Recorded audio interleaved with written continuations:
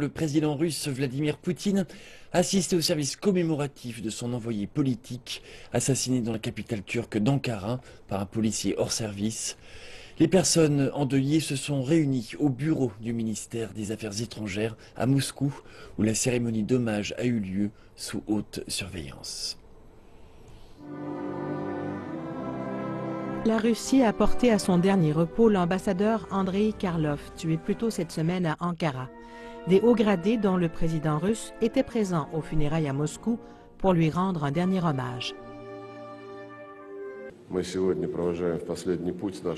Aujourd'hui, nous disons adieu à notre collègue et ami Andreï Gennadjevich Karlov, qui, alors qu'il était en devoir, a été la victime d'un acte terroriste vil et méprisable. Le corps d'Andreï Karlov a été rapatrié à Moscou mardi. Le même avion a emmené les officiels du ministère des Affaires étrangères et 18 enquêteurs à Ankara pour participer à l'enquête.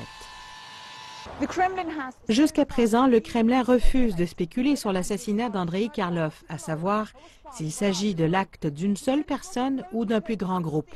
Ce meurtre est un coup dur pour la réputation de la Turquie, mais on affirme qu'il n'entachera pas les relations entre les deux pays. Le président turc Recep Tayyip Erdogan a dit qu'il n'y avait aucun doute que l'assassin était un membre du réseau de l'organisation islamiste Fethullah Gülen.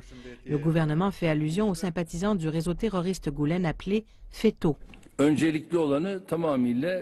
n'y a pas de raison de cacher qu'il était un membre du réseau FETÖ.